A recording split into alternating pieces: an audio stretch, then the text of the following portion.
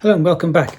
This time we're going to start looking at shaping the neck. So last time we got the neck to fit onto the body, and the first thing to do now is to start to shape the heel of the neck, and then we'll start to shape the rest of it.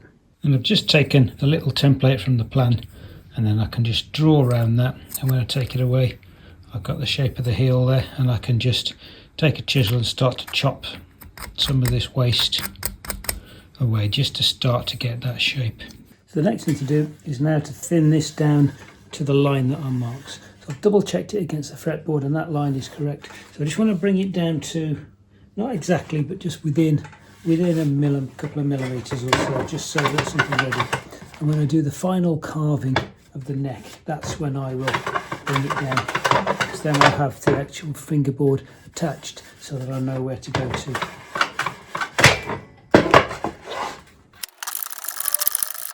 And in the same way, once I've got a rough shape on this like that, I can start to just start to take off with a chisel some of these rough corners. And it also gives us a chance to figure out which way the grain's going. You can see I'm almost splitting it along here, so I've got to be careful.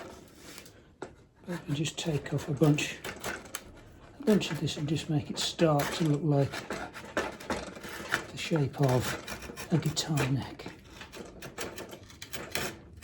Now it's critical not to take it too far, obviously, because otherwise you'll end up with something that's gone over where you need it to be.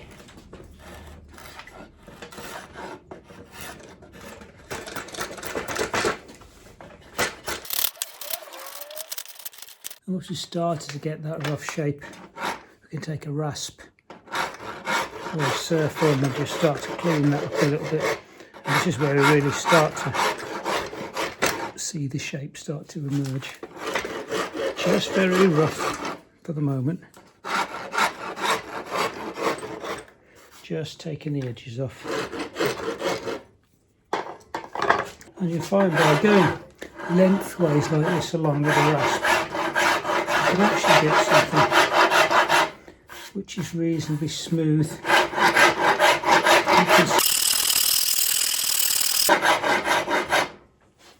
And you can see that that's just starting to take on the shape of a guitar neck.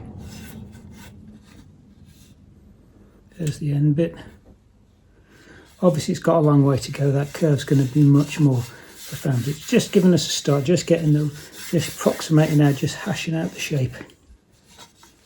So now what I'm doing here is double checking. So I use the method that I found on the internet where you put a stick in and use it to make the neck angle. So now I've cut the neck to that angle, but I'm not completely convinced that it's going to be right. So what I've done is set it up again. I've measured it, and indeed the angle was right. It was a couple of degrees off. So in fact the strings would have touched around here somewhere. So it wasn't quite right. It's probably to do with a lot of the time just getting the accuracy on a small thing. To get the accuracy is quite hard. So what I've done is spent some more time. I've set it up again just like I did before, and I've measured it and I've adjusted that angle until it's exactly right again. And then obviously you can see it's clamped in here just to make sure it's held firm. So I've basically stuck the keyboard stuck the fretboard on again with some tape and super glue. A little bit of paper on the top to represent the distance with the strings, and then obviously down to the bridge, and the bridge is raised again as I did before on a bit of 1.5mm binding, and then its little wheels and then the bridge. So that gives me some downwards adjustment. It also gives me quite a lot of upwards adjustment. So that is now looking about right. So obviously I've had to trim these angles a little bit and spend some time getting that joint right again, but it's pretty close. I can't really get feeler gauges in there anymore around the edges, so that's about right and ready to go. So now that we've measured that angle accurately, we can stick the fretboard onto the neck. Now the reason we haven't done it up till now is because clearly there's interference there. So once this fretboard's on, it can be really difficult to change this mortise. So that's why I'm doing it now. And the big problem, as we glue it on, bring it down a little bit. Gluing on is easy, but the problem is as you put the clamps on, what tends to happen when there's glue is that it goes moves around. It's really hard. So what I'm going to do, in fact what I've already done, I've drilled a tiny hole in here, and this is a little bit of steel rod. So actually it's designed for a bush rod for a model aeroplane, but I've just taken a file and I've just sharpened the end. And I've drilled a tiny hole in here. What I can do is stick that in there with a bit of super glue, chop it off, and it'll leave me a little spike sticking up.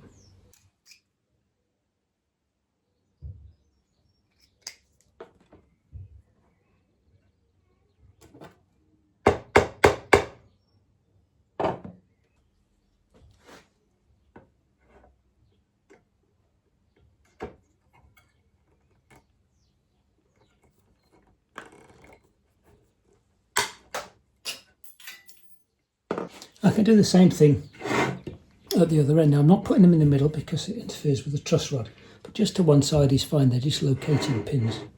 So I've recovered this from, well, it went into orbit when I chipped it, so I've just gone and recovered it from Uzbekistan, and I'll do the same thing again, put one down here.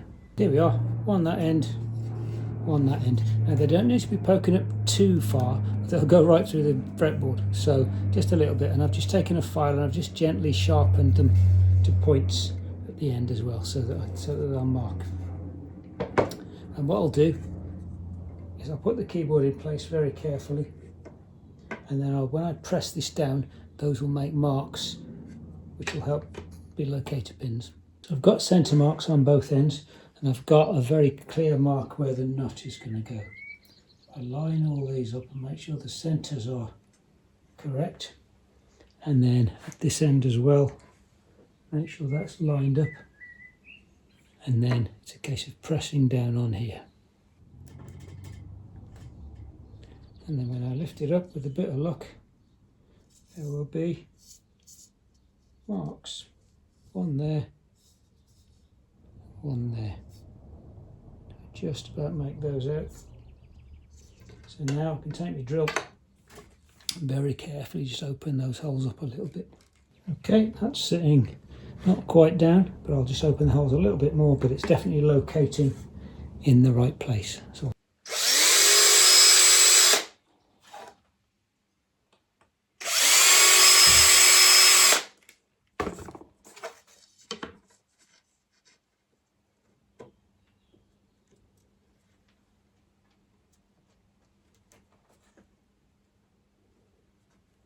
there we go, that's sitting flat, nice and firm. I can now get some glue, fix that in place.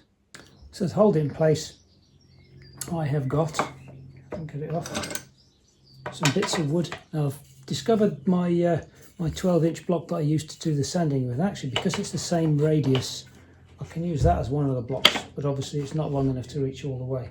So I've just got another bit of soft wood that I can use, and I'm not going to apply huge amounts of pressure, so I think that should be all right.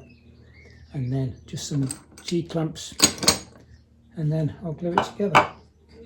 I tend to use aliphatic on this because it dries hard. So the difference between that and PVA dries as like a rubbery thing, whereas aliphatic dries solid, and you normally use it because it's easy to sand.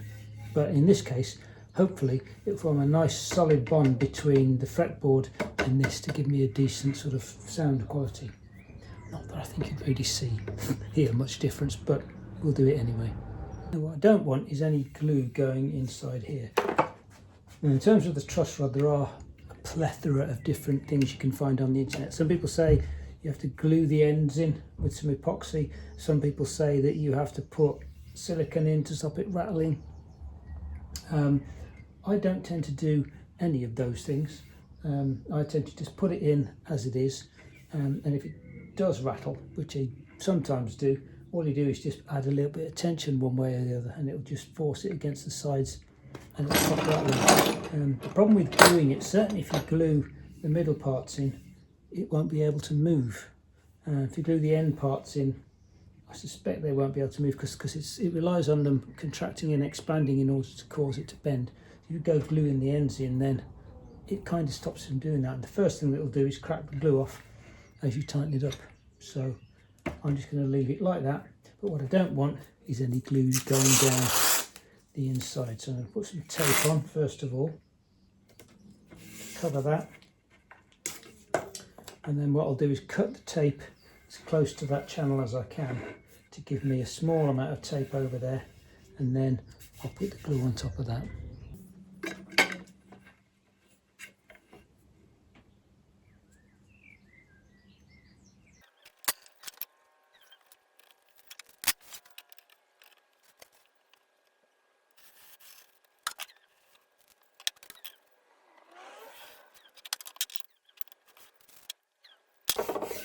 And there we are, that is now protected. I can put glue on in the knowledge that it's not going to go down the hole.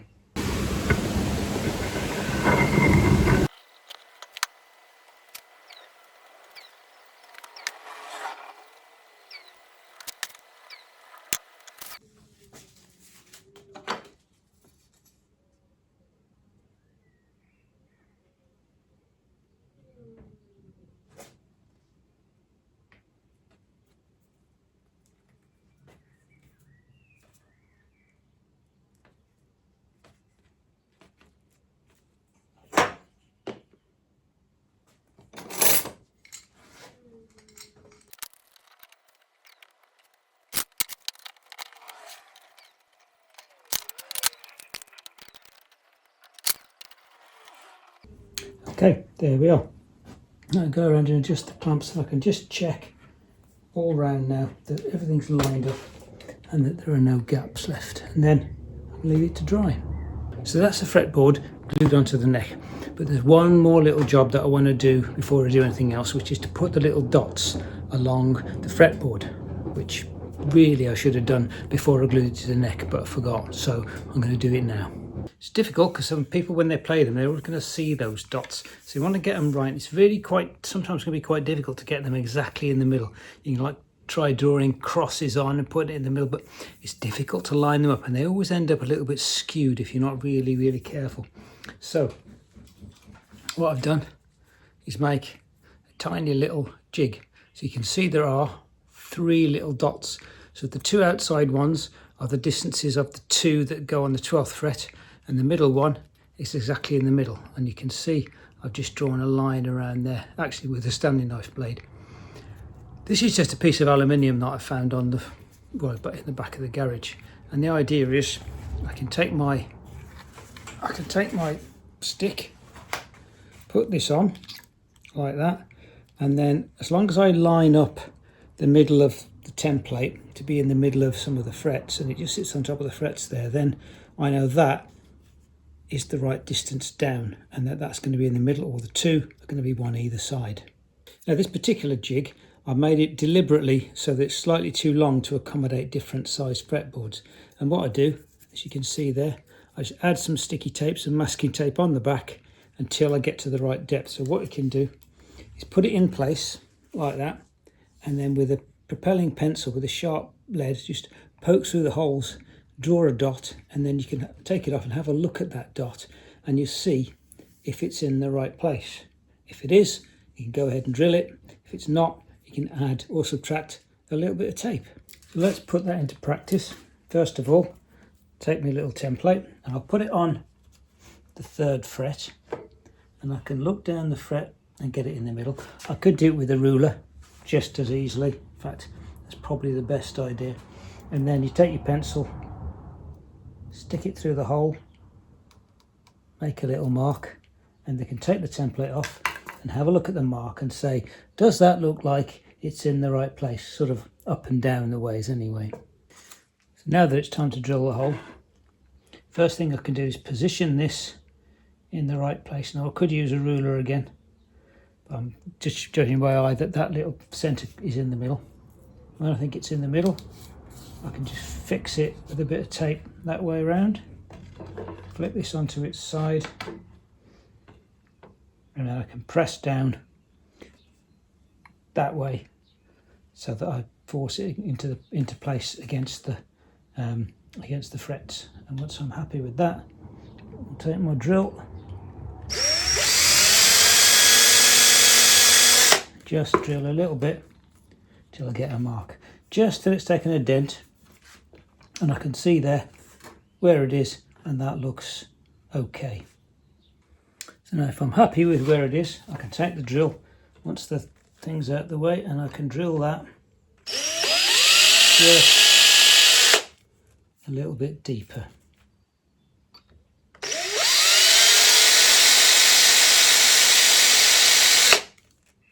Okay, so we now have a hole. Now what I've got is this little plastic rod that I've just dropped on the floor. What I've got is this little bit of plastic rod. Now I prefer to use this than the little mother of pearl dots, because the little dots are so tiny, and when you put them in a hole, especially if the hole's almost the right size, they tend to flip over and they can be really painful. You put a bit of super glue in and then the thing flips up and you end up with it sticking up. Whereas with these, you put the thing in the hole, it'll stay in the hole, super glue it in. Once the glue's dry, cut it off, clean it up. There you go, one dot. So here we go. Now I'm putting the super glue on the plastic rod rather than on the fingerboard itself, because I don't want super glue everywhere. I don't want a huge great big dollop of it. So it goes on there, push it in, give that 5 minutes to set, and once it's dry I can just take some sort of cutting implement and I can just trim that off, and there we have a dot. Obviously it needs cleaning up, but there we are, the first dot. And then it's just a case of continuing along the fretboard. So it happens at all the places essentially where there is a bit of mother of pearl. So second one, and again I'm lining up the dot to be in the middle, which I reckon is about there. That'll hold it in place. Flip it onto its side, press it down so it's supported. I can drill another hole. There we go, flip it out. That looks like it's in the right place, so then I can just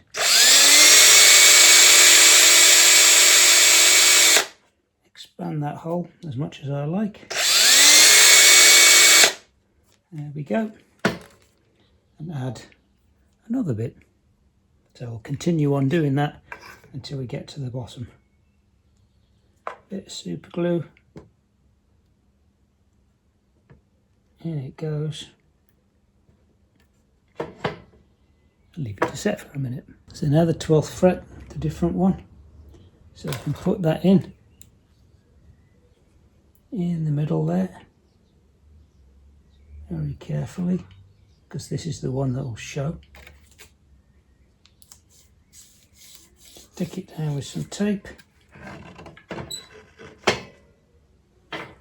into here, and I can drill 2 holes this time, so make sure it's seated properly before I start.